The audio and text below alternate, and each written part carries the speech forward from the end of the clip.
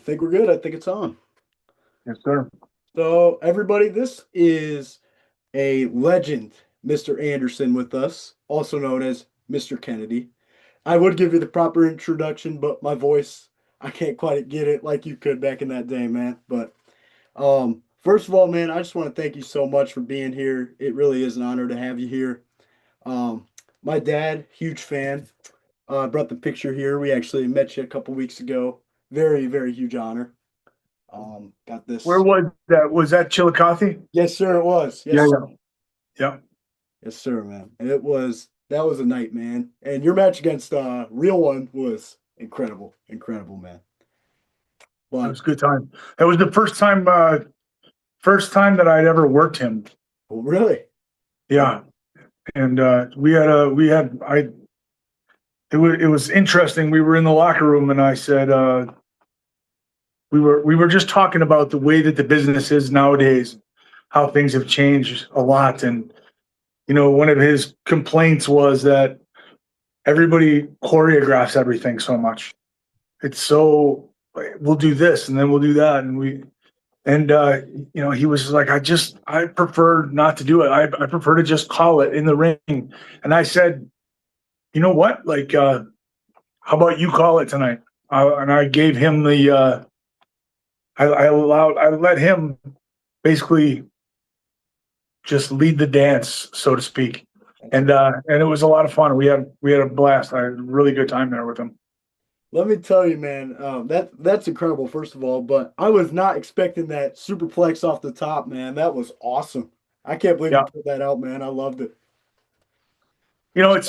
It's interesting because when we're talking about it in the back and sort of maybe there's a lot of maybe we'll do this, maybe we'll get to this. This is stuff that I like to do. This is stuff that he would say stuff that he likes to do.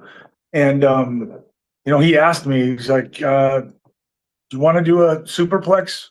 Would you be up to do a superplex? And I said, sure, man. If we're feeling it in the moment, let's do it.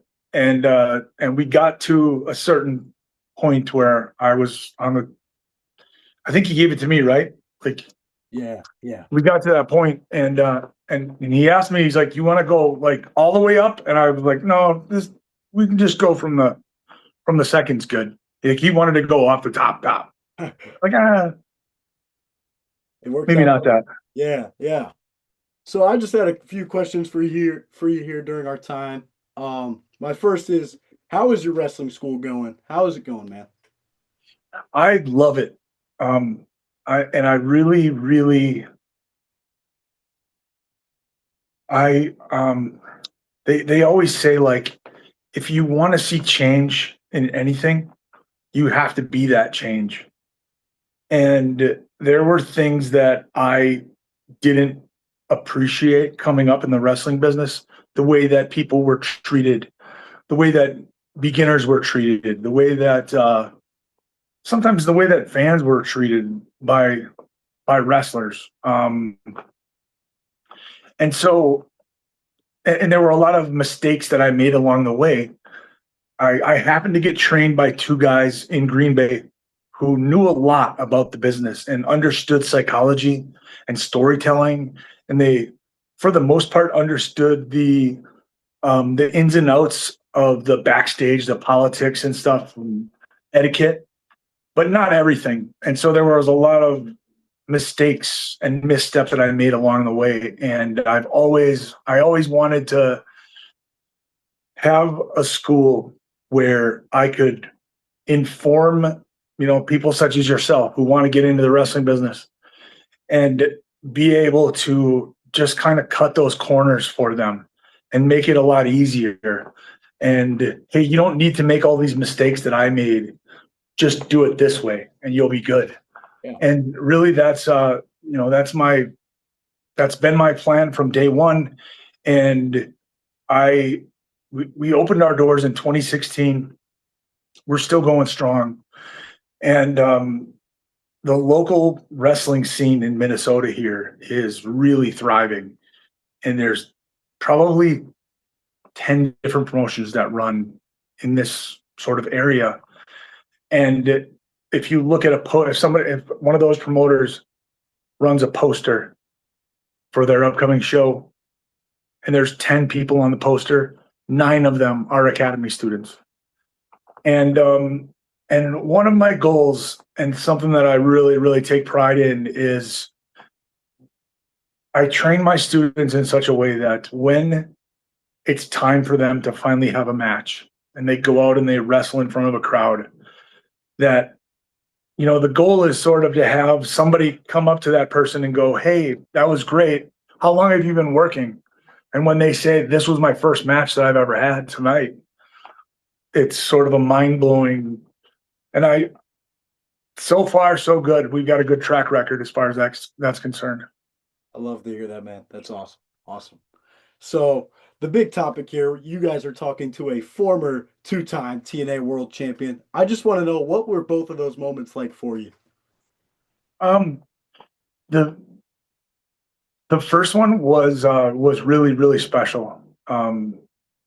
Just the way that it was set up, as the baby face, and they kept throwing, stuff. I remember, I can't remember it exactly, but I remember Eric Bischoff was involved, and he kept, he kept throwing me curveball after curveball after curveball, and I was able to like still come out on top. And when we hit that final, I hit the mic check and I covered, and you hear the crowd, 1, 2, 3, and it was that we're after. If I'm a bad guy, if I'm a heel, I'm looking for boos. I want people to hate me. If I win as a bad guy, I want people to be mad. And the reaction that we got from that crowd couldn't have been more perfect. So I was really, those are the moments where it's like, we got them. Yeah. Yeah. They were, both of them were somewhat short lived. And at the time, I had sort of a chip on my shoulder still from the way that things went down in WWE. And some things that I said in interviews at the time that I really regret. And or it's not even so much regret. It's just like, I can't believe if I sit back and I watch myself say those words, I just can't fathom that mindset. Like, I had just won the title, and I remember somebody asked me about it, and I was like, excuse me. They were like, I just said, I can't believe that we politic and we backstab each other over this toy belt, essentially. And I can't believe that, I would say stuff like that. Yeah. That's awesome, man. I love to hear it. So, also, you are, of course, a former Mr. Money in the Bank. My father was there in Detroit. Um, Yeah. he's been a big fan forever. But like, just tell me, what was going through your head, man, after winning that? Just like, what did you feel? Satisfaction, vindication, like, there were people that had my back from day one, who believed in me.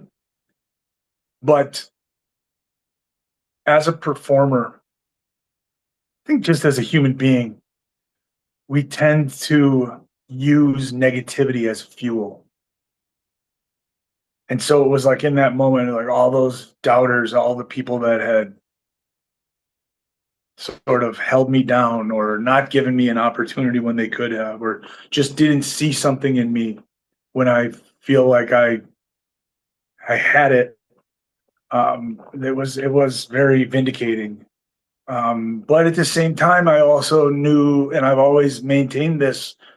I've always tried to maintain an element of like humility, because I know that it's not real, right? We're telling stories. Somebody wrote, and in fact, up until the day before I won it, Edge was actually scheduled to win that thing.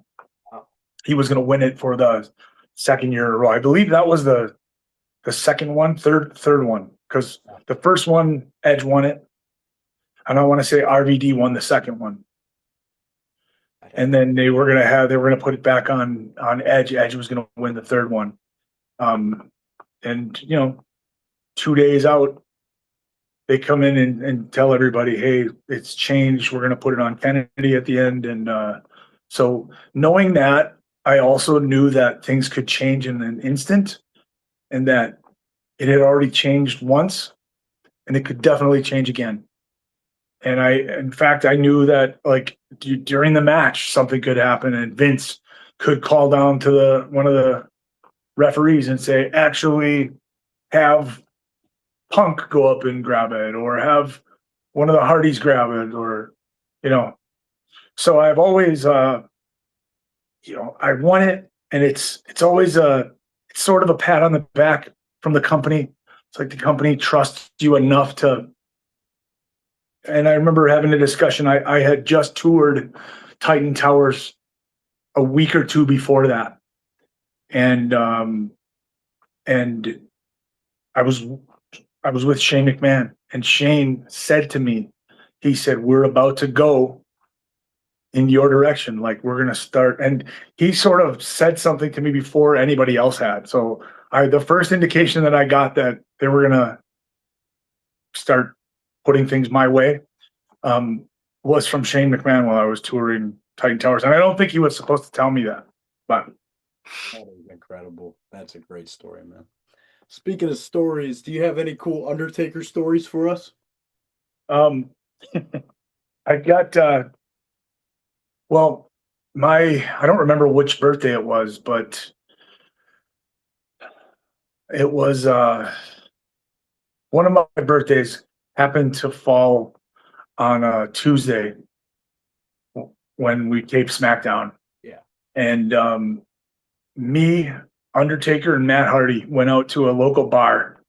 We just found like a local, it wasn't really a dive bar, it was just a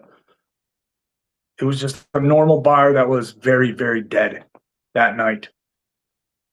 And we went in there, and I remember Taker saying at some point, he looked at the bartender and he's like, "Can I see your Jack Daniels?" And the bartender pulled up a bottle. It was a partially consumed bottle. And he was like, divvy that up into shot glasses and bring it over to the table. And the waiter came over carrying this huge thing and so me, Matt Hardy, and Undertaker celebrated my birthday. And another one, this is kind of a funny story. So, like, again, going back to not liking to plan everything out in advance.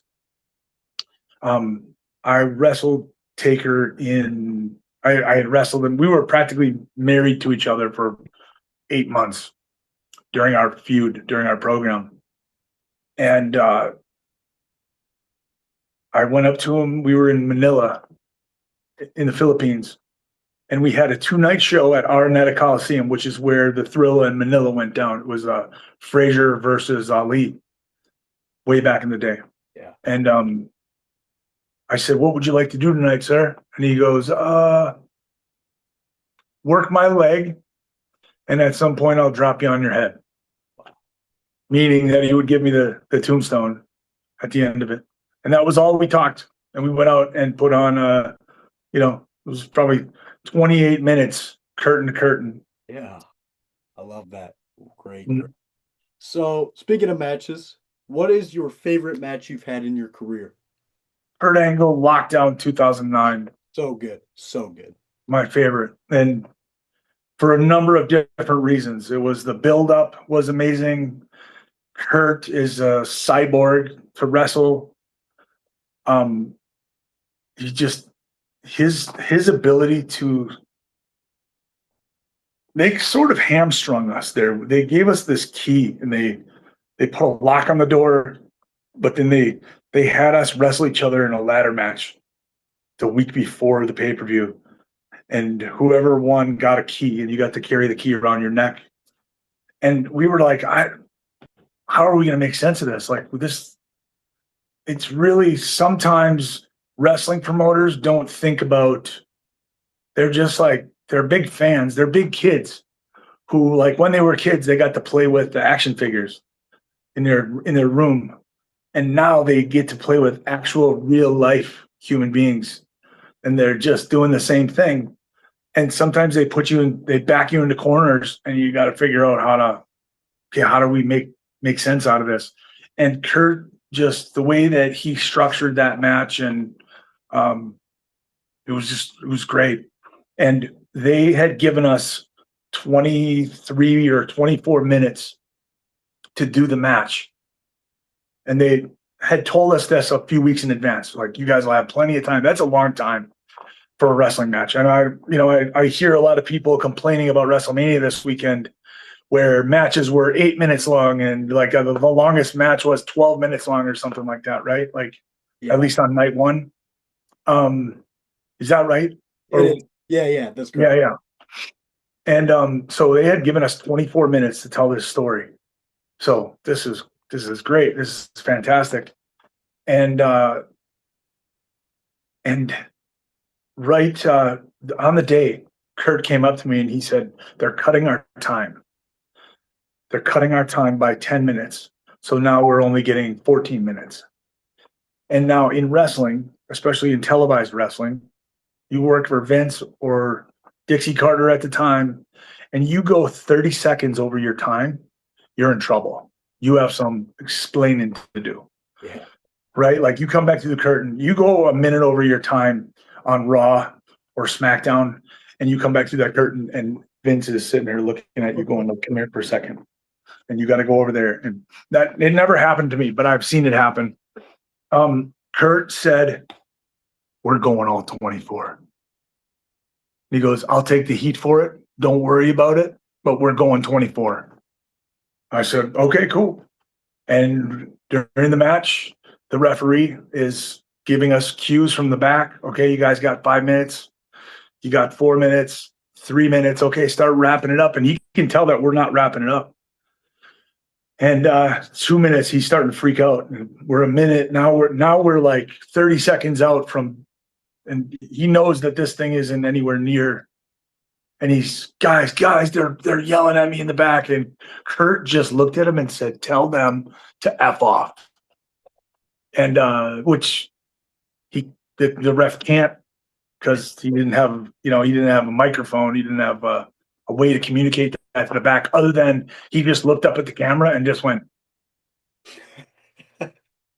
And we continued and did our whole match, and we came to the back, and true to his word, like, nobody ever even said anything to me. Actually, D'Lo Brown came up, and he was our producer, and he just said, like, "That was Kurt, right?" And I was just like, and he goes, "All right." He goes, "I get it. It's Kurt. What are you gonna do?" Like, Yeah. he's the guy in the company right now. Like, so nobody ever said anything to me, other than AJ Styles came up, and AJ is like the kindest, sweetest guy in the world. Doesn't swear. He allows himself like 2 swear words a year. And he didn't use one on this particular night, but he came up to me and he said, I understand that was Kurt that told you to do that." He goes, "But they just shaved 8 or 9 minutes off my time with Ric Flair tonight, and I was wrestling Ric Flair for the first time." So I'm disappointed, man. I'm disappointed. And it was like, in that situation, you almost wish, like, you would rather have your dad mad at you than disappointed in you. That's for sure, man. Great story. Oh, hello, Kitty. Hello. Hey, Stripe. Want to say hi? Stripe. Nice to meet you, Stripe. Oh man, special guest appearance from Stripe. I love it. Yeah. But you mentioned Vince in that story, which is perfect actually, because you mentioned one time, did you actually really get told to stop chewing gum in your promos? Yeah. He that irritated him more than anything. And the thing is part of the reason that I chew gum is because I just get cotton mouth when I wrestle, and you don't have an opportunity to drink water throughout your match, so and stay hydrated. So I usually chew gum, and then additionally, as a heel, I'm trying to irritate people. I'm trying to make people dislike me. And I remember my grandma used to see somebody chewing their gum a certain, like, look at him, just look at him chewing his gum like that. That just drives me crazy when they, so I would do that, and it would piss Vince off. And I remember going back, and he would, it's like, stop chewing that gum. And I never said it to him, and I wish I would have. That's one of my regrets. So I wish I would have bucked up to him a little more. And it's like, Vince, my job is to irritate people, and I'm irritating. You've seen everything. You literally have seen everything under the sun, and it's irritating you. Imagine what those people out there feel when they see me chewing my gum. But yeah, that bothered him. Yeah. But when they did I was injured at the time. I was off for a few months, and they did like a mini battle royal with Hornswoggle, and they had some characters come out. It was like mini Batista, mini Boogeyman. They had a mini Kennedy, and like Vince said, make sure that he's chewing gum, like, and so they gave him a bunch of gum. And if you see, he comes out the ring, he's chewing gum, does my whole shtick. It's pretty funny. Oh man, that's hilarious. So funny enough, my next question includes a person who likes to chew gum in their promos as well. What do you think of Mr. LA Knight? LA, I think he's a phenomenal talent, and yeah, I've always liked his work. I think I said this when we were working together in NWA. We had the work that I did in NWA was a little feud with then Eli Drake, and I said it then, and I meant it. Like, he was the best on the mic at the time. I really truly felt like LA Knight's performances were just top tier. So really, I'm a huge fan of his. I thought so. I thought so. Mhm. I see a lot of comparisons between you two for sure. I get that. I hear people say that, and I hear people say it sort of in a negative fashion sometimes. There's nothing new in wrestling. There's nothing. There's nothing really new in entertainment. It's just figuring out different interesting ways of, like, putting a little spin on it, or even going back and doing things in a manner that hasn't been done for years and years and years, right? Like, but everything is borrowed. Everything is paying tribute to something else. So if I've heard him compared a lot to Steve Austin and The Rock, and I'm not trying to throw myself in with those guys, but I've heard people also compare him to me. I don't think he's trying to do that. I don't think it's intentional. I think it's just like, that's just because if you talk to him as a human being, like a real person, you take the character out of it. That's the way he talks. Yeah, Just turns the volume up when he's in front of the camera. he does, man. He does. And it's a great comparison. You're both icons, man. Absolutely. So my next question for you is, who was your inspiration towards professional wrestling? Steve Austin. I thought so. It was Steve. It was my introduction into the business was from Steve Austin. I had a friend sort of push the issue one night, forced me to watch wrestling, and I saw Steve Austin do his thing, and I got hooked on that. I was like, okay, that guy's cool. I hated wrestling. I thought it was really campy, kind of corny, and there was a lot that was corny and campy at the time. There just always sort of has been, and it I saw what he was doing. I started watching on a weekly basis, and I would tell my roommates, like, call me when Steve Austin's on.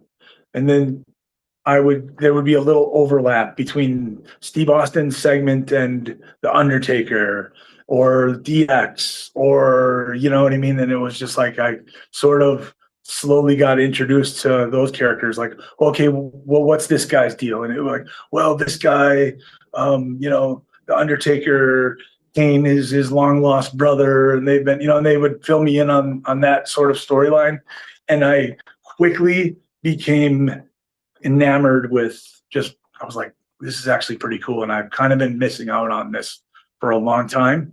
And I started doing my homework, and I started going back and watching old stuff. And then when I got into the business, I really, really went back and really, I had one of my trainers would come over on Wednesday nights. We would watch ECW, had a TV show at the time on TNN, I think. Yeah. And it was very, very short lived. But he would come over and we would watch that. And then he had a box of VHS tapes, and he would just like old NWA and old AWA stuff and old WWF and WCW. And it was, that was sort of how I filled in those gaps. And I quickly started realizing that there was like this beautiful art form. Yeah. That I'd been missing out on. It's awesome. It's awesome. So this one might be a similar answer, but who is your dream opponent you never got to face? Steve. I thought so. Steve. And you know what? Like when I was working for the company, there was he's never coming back. There's no way it would ever happen. And then 10 years after I left the company, he comes out of retirement and wrestles Kevin Owens. Oh. And you see him today, he still looks like he does. It's still believable, I think, like he could still get out there and go. And I've heard him say that he kind of wishes that he had been in better shape for the Kevin Owens match, and that he kind of like one more stab at it. But yeah, it's definitely Steve. I thought so. I don't know why he always says that. His match with KO was like incredible. Like the spots were amazing. I liked it. I did too. I liked it. I definitely liked it. All right, so we're gonna continue on opponents here. What is your favorite feud you've had? Favorite feud. It's really hard to narrow stuff down, right? I'm gonna have to rattle off a bunch of them here because I really don't have Kurt, that was a great feud. The build up for it was awesome. The stuff with the military, and that pained me, by the way, to crap on the U.S. military and stuff. Being a veteran myself and having veterans in my family, and just being very, like, some of the best stuff that I've ever done, the most rewarding stuff that I've done in my career was tribute to the troops. And then after I left WWE, me and another guy got together and put together a tour and went over to U.S. military bases in the Middle East and entertained the troops over there. Just did like Q&As and stuff like that.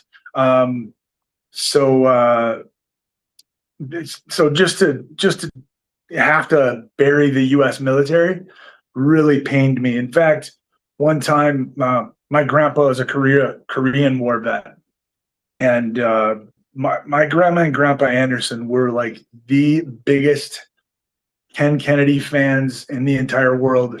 My grandma used to keep a stack of 8x10s on her at all times. She'd be at the grocery store and she'd have a conversation with somebody, and she would always, well, do you watch professional wrestling? And if they said yes, she'd be like, my grandson is Ken Kennedy.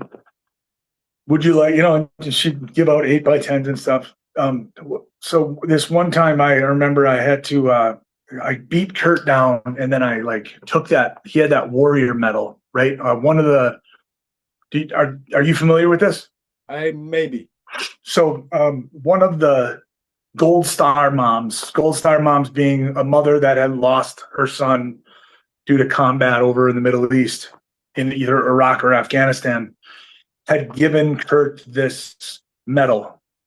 And he wore it proudly around his neck. And I remember at one point I beat him down and I like spit on the medal. Right. And my grandpa called me and he was like, you know, every summer my grandparents would drive their they had a like a fifth wheel. They would drive it down to Gulf Shores down in it was like right in Louisiana. It was a park where it's like a camper park, right? Like so it's all these old retired people that are there for weeks at a time, months at a time, and they would set up their campers and they just hang out. Everybody knew everybody, and they're all like Vietnam, World War II, Korean War vets. And he was like, we have your show's on, whatever night it was on TV. It was like a Tuesday night or a Wednesday night for TNA. And I invited everybody over. My grandson is going to be wrestling, and by God, if you didn't spit on the military, and it was like my grandpa was so again disappointed in me, and I had to try to explain to him, Grandpa, like I'm just playing a character. I don't really feel that way. That feud was really awesome. My feud with Batista put me on the map. And then that got me my feud with Taker because Taker saw what I did with Batista and went to the boss and said, "Hey, I want to work with Kennedy." So I had so much fun working there. Shawn Michaels and I had I go back and I watch some of the stuff that we did. We had Vince put us together in a tag. We had to do this tag match on Monday Night Raw, and it's really, really some of I completely forgot that I did it, but I went back and it popped up on my timeline on YouTube, and it was a match that I had. It was called a Crazy Bedfellows match, where we didn't like each other, but we had to tag with each other. And some of the spots that we did during that match, my second favorite match I've ever had was Shawn Michaels at Armageddon in 2007. So just to name a few. Bully Ray was another one that I really, really enjoyed, and Sting. I'd be remiss if I didn't mention my feud with Sting. Absolutely, man. Those were some incredible matches, man. I go back and watch them. I love them. So I hope I'm not being too repetitive with the questions because, of course, you're interview guy here. But No, man. which one of your finishers was your favorite to do? Favorite to do would probably be the Green Bay Plunge. The Swanton Bomb was another one of my.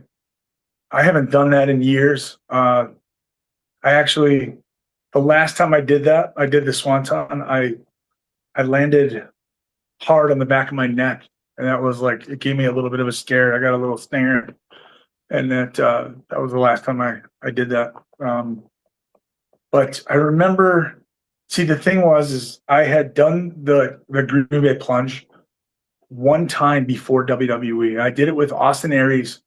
We got booked on IWA Mid-South, was a darling indie promotion owned by Ian Rotten. They were very, very known for doing a lot of hardcore stuff, but every year they had the Ted Petty Invitational. It started out as a Sweet Science 16 tournament, and it was a tournament of 16 wrestlers, independent, big name independent wrestlers.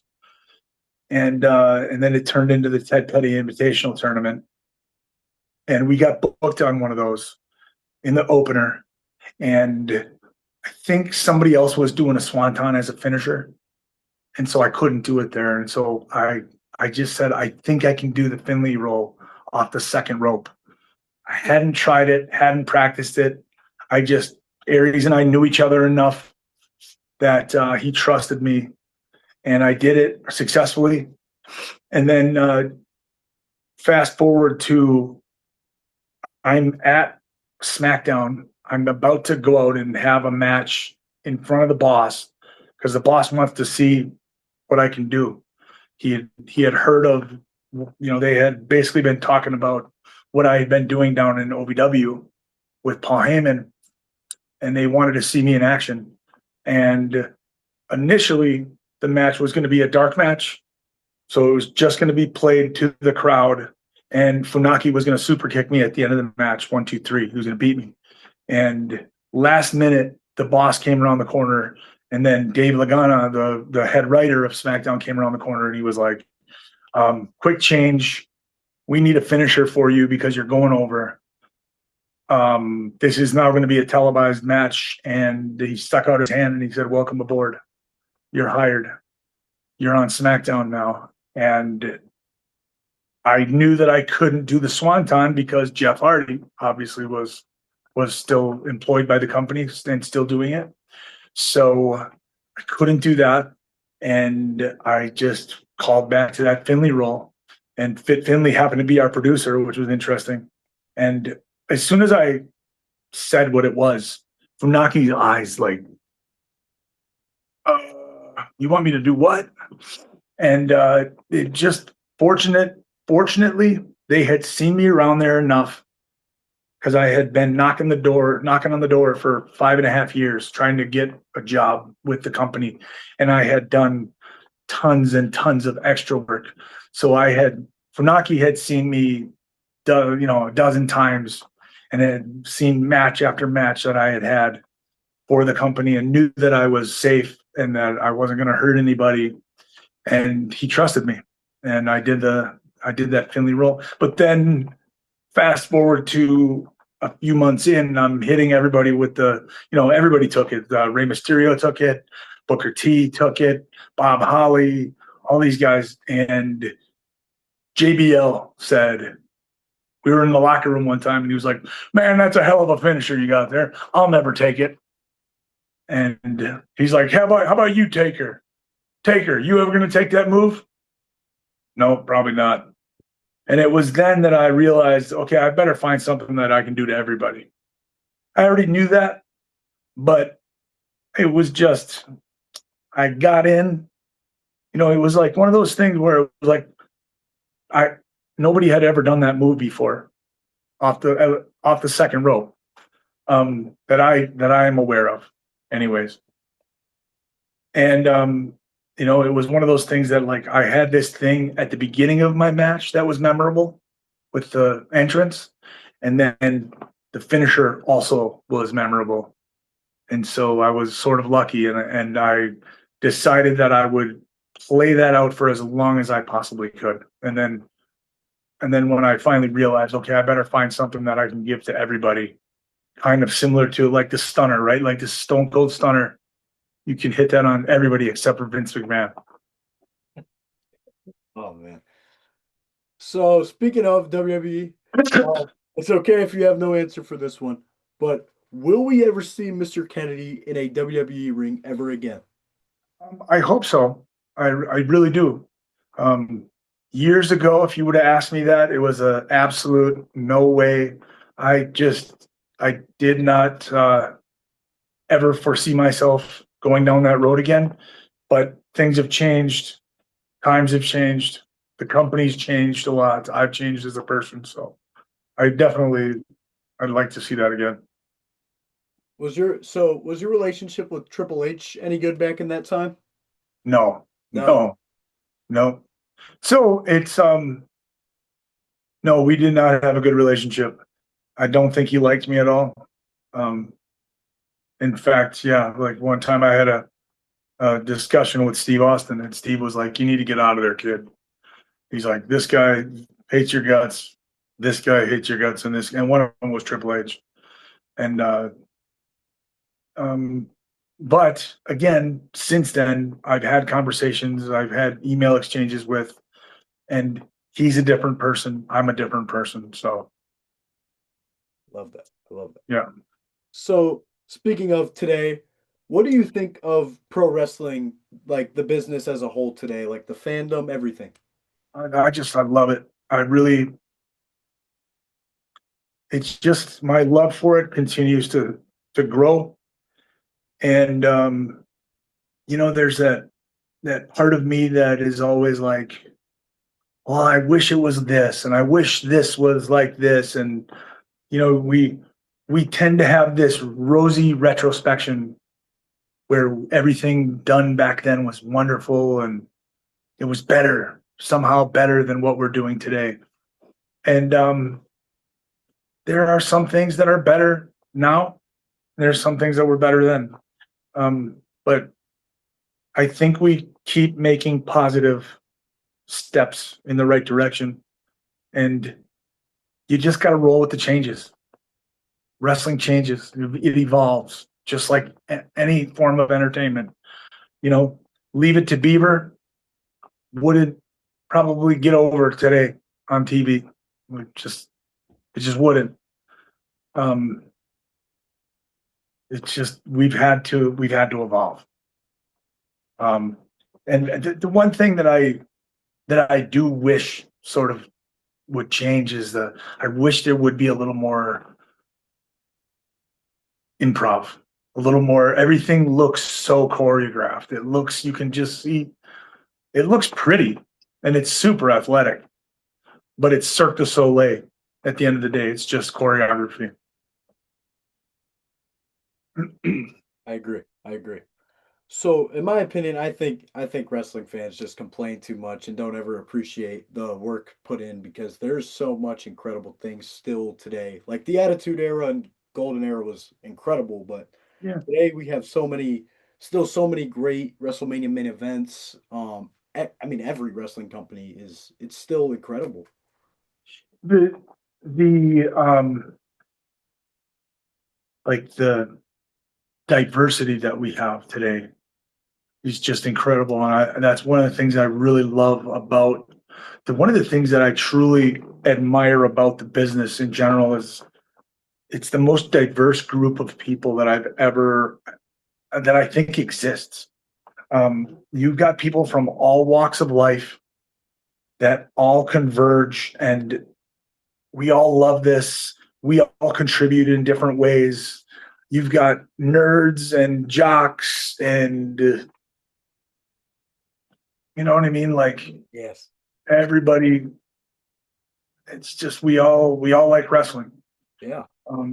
Every race, every ethnicity, every religion, creed is represented, and it seemed like it's only getting better. I agree. I agree for sure. So on that topic, who are some of your favorite wrestlers to this day that you watch now?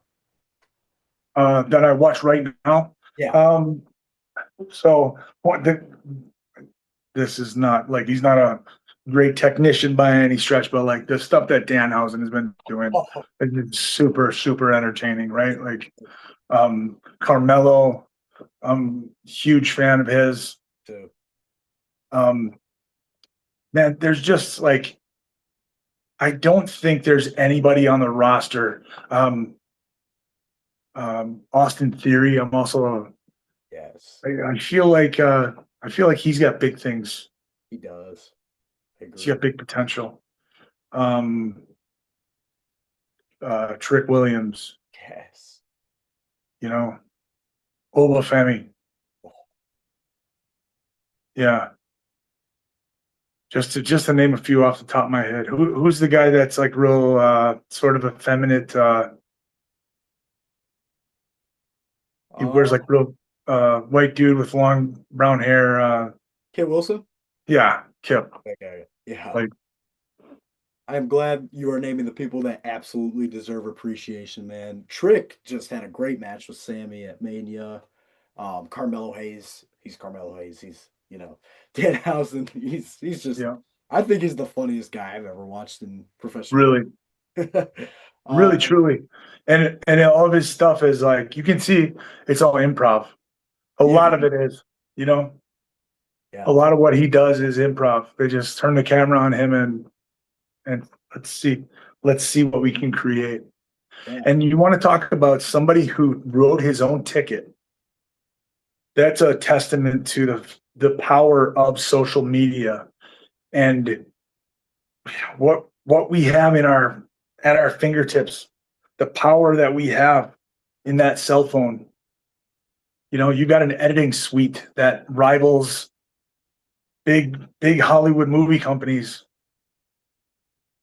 You can edit right on your phone right now and post to the world. And if you've got a character or you've got something, you've got an opinion that you would like to get out to the world, like you can get it out there and you can present it, you can package it slightly differently so that people go, hey, I really like this guy's content. He's doing something different.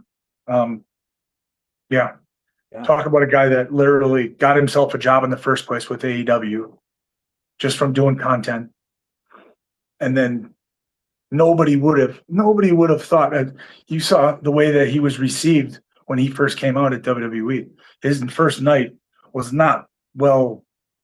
I'm sure that's not how he had envisioned his No. debut in WWE ever going. There was too many theories about Jericho and all that, I think was the unfortunate reaction, but people just need Sure, to be happy with whatever they that's and that's the other thing too is like fans. I get it. Listen, I get it. I understand, and I think that fans we want to entertain the fans, right?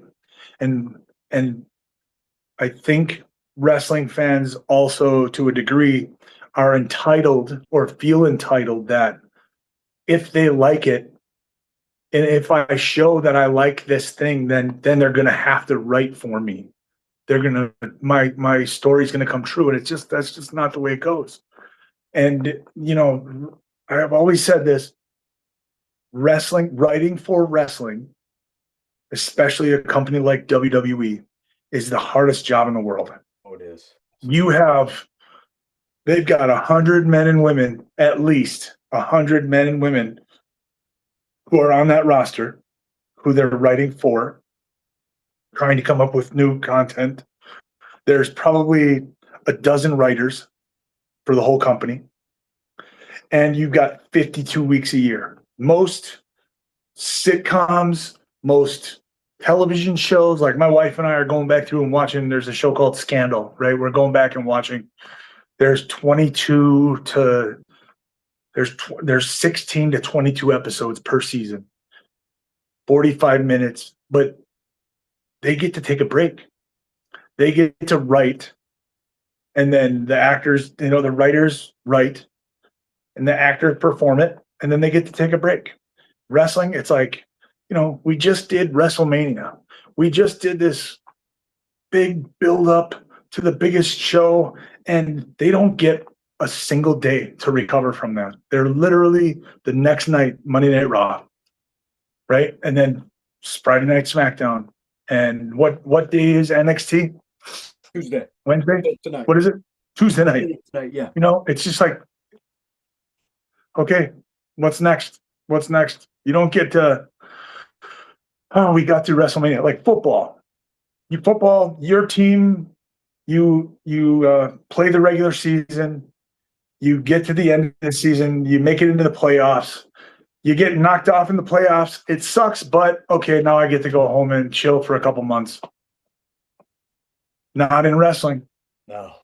You don't even like as soon as what was the main event on night 2? It was Punk versus Roman, right? As soon as they came back through that curtain, they hugged it out or whatever, talked about the match, and then what are we doing? What are we doing tomorrow night? Yeah. So the football team is a funny example because I'm actually a Cleveland Browns fan, so it's not like that. Uh, It's go home right away. Yeah. But so how old are you? I am 17.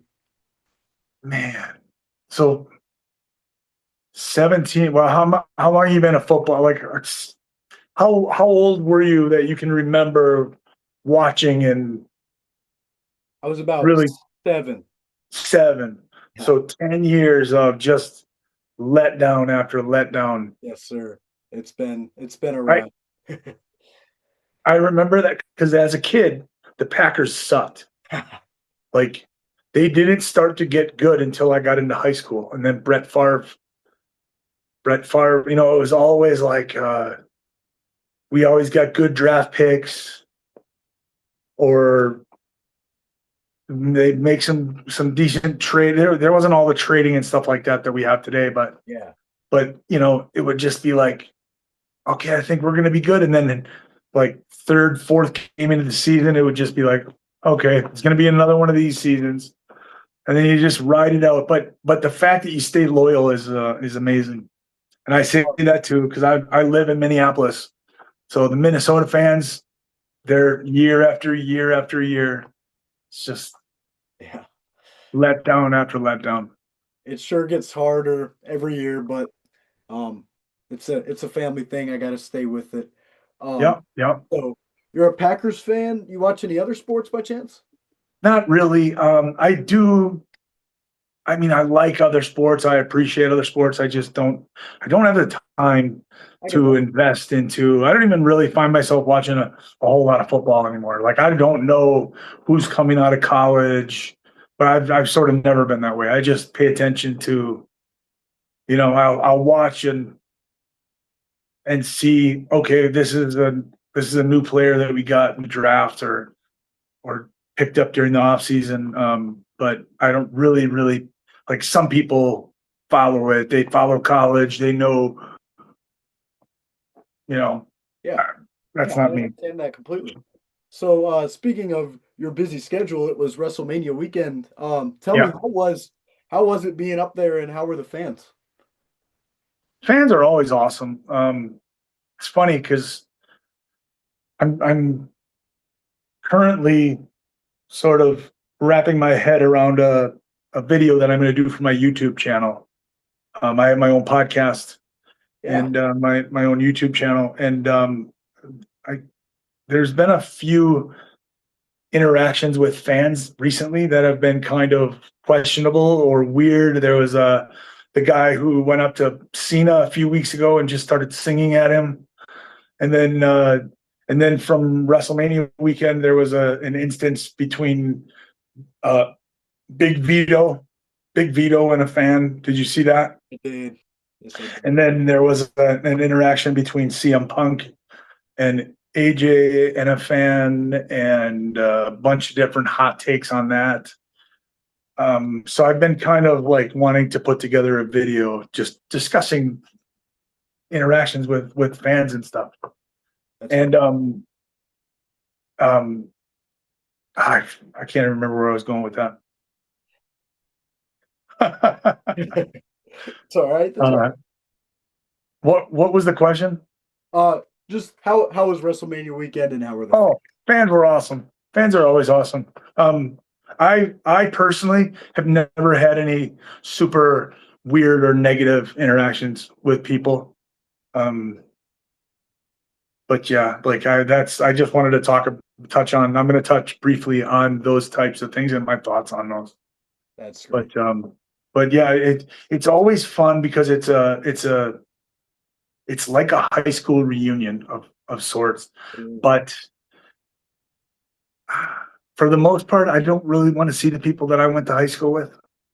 But I really do like all the people the men and women that I've cut my teeth in the wrestling business, that I traveled up and down the roads, you know, for so many years with. It's always good to see everybody.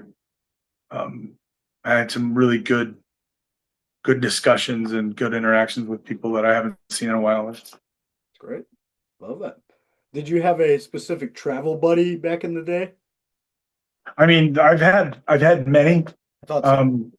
Like when I first, my first, I guess, you know, I rode with Eddie Guerrero and Chris Benoit for a while in WWE, and then after Eddie passed away, I ended up I rode a lot with Matt Hardy and Shane Helms. We became really close. And then Hunk was the riding partner for several months. When I was in TNA, we had a good crew. It was me, AJ Styles, Frankie Kazarian, Christopher Daniels, and Gunner. We would get a minivan or a giant SUV and travel around. I love that. I love that. Well, I think that's all I had for you today, but I wanted to thank you again so much for being here. It really is an honor to speak with you. Same, man. You've been so genuine, and I really do appreciate that a lot. So thank you so Yeah. much. No, the Um, pleasure's all mine, man. I hope everything booking wise is going well for you and travel's easy. And Yep. I just hope life for you is well, man. Thank you so much. It is great. And if I could just add one more thing, if anybody's interested in getting a hold of me, still, as I said, I'm still taking bookings. I coach. If you're interested in getting into the business, we've got the Academy School of Professional Wrestling in Minneapolis, Minnesota. And I do shout outs, podcasts, things like that. You can contact me directly. The number is all over my social media. It's on my Facebook and my Instagram.